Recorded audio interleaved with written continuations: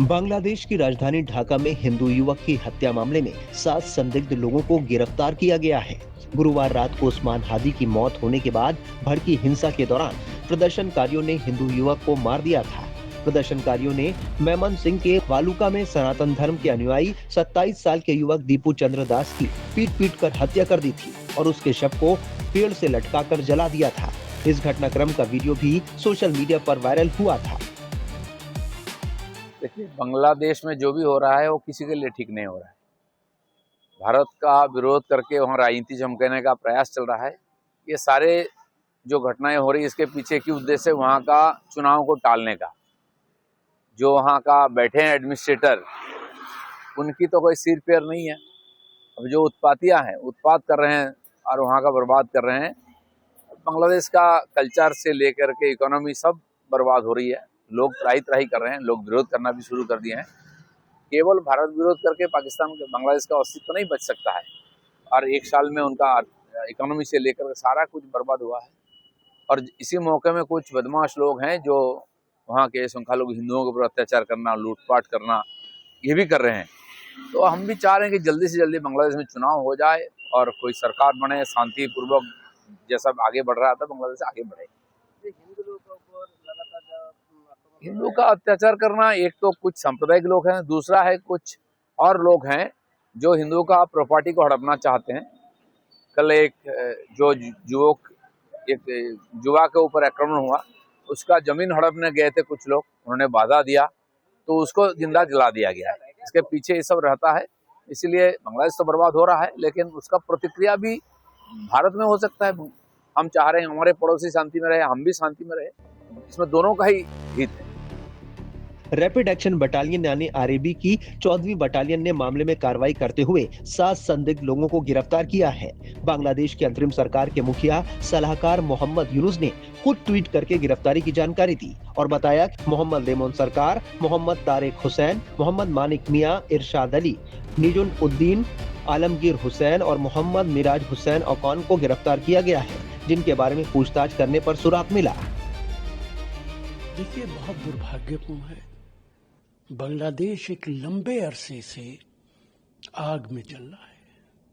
वहाँ की प्रधानमंत्री शेख हसीना को लोग मारना चाहते थे और वो आज भारत के अंदर उन्होंने पनाह ली है। एक बार फिर बांग्लादेश के हालात खराब हो रहे हैं। कोई नहीं जानता कि भविष्य के अंदर क्या होगा। ये उनका अंदरूनी मामला है, इसमें बहुत ज़्यादा इंटरवीन नहीं किया जा सकता। लेकिन वहाँ का जो अल्पसंख्यक समाज है, हिंदू कम्युनिटी है, उसके साथ जो कुछ हो रहा है, जो जुल्म हो रहा है, वो उसकी जितनी निंदा की जाए इतना कम है। और ये हमारे बर्रे सगीर के अंदर, एशिया के अंदर एक नई बीमारी आई है। पाकिस्तान के अंदर हिंदुओं के साथ ज्यादती होती है, अल्पसंख्यक समाज है। बांग्लादेश में अल्पसंख्यक समाज के साथ ज्यादती हो रही है। भारत के अंदर बहुत सारे इलाकों में अल्पसंख्यक समाज के साथ ज्यादती हो रही है। इसको खत्म होना चाहिए। बताते चले कि बांग्लादेश में हिंदू युवक की हत्या तब हुई जब जुलाई में हुए विद्रोह के एक प्रमुख नेता शरीफ उस्मान हादी की मौत के बाद बांग्लादेश में हिंसक विरोध प्रदर्शन चल रहा है। हालांकि मोहम्मद यूनुस के नेतृत्व वाली अंतरिम सरकार ने हिंदू व्यक्ति की लिंचिंग की कड़ी निंदा करते हुए कहा कि नए बांग्लादेश में ऐसी हिंसा के लिए कोई जगह नहीं है। बांग्लादेश में आज अफरा तफरी मची हुई है। ढाका शहर हो या कुमिल्ला हो या और दूसरे शहर हो, हर जगह तोड़ फोड़, आगजनी और अल्पसंख्यकों के घरों को नजर आतिश करना, ये तमाम हंगामा आराई हो रही है। और ये तमाम जो हंगामा आराई है, इसके पीछे पाकिस्तान की खुफिया एजेंसी है। खुफिया एजेंसी के आलाकार बांग्लादेश के मुस्लिम संगठन हो चुके हैं और बांग्लादेश के मुस्लिम संगठन ये कट्टरपंथी विचारधारा के लोग हैं। इन्होंने पहले शेख हसीना का तख्ता पलटा और मोहम्मद यूनुस को लेकर के आए अब ये मोहम्मद यूनुस का तख्ता पलटना चाहते हैं। बहुत ही अफसोसनाक बात यह है कि वहां एक अल्पसंख्यक की मॉब लिंचिंग की गई। भारत का मुसलमान इन तमाम हालात को लेकर के चिंतित है, मजम्मत करता है।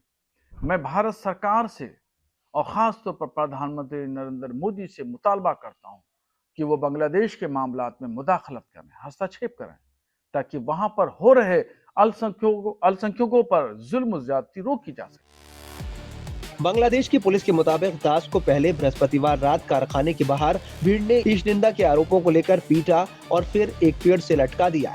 बांग्लादेश में हिंदू युवक की हत्या से वहां अल्पसंख्यक हिंदू समाज में गुस्सा है।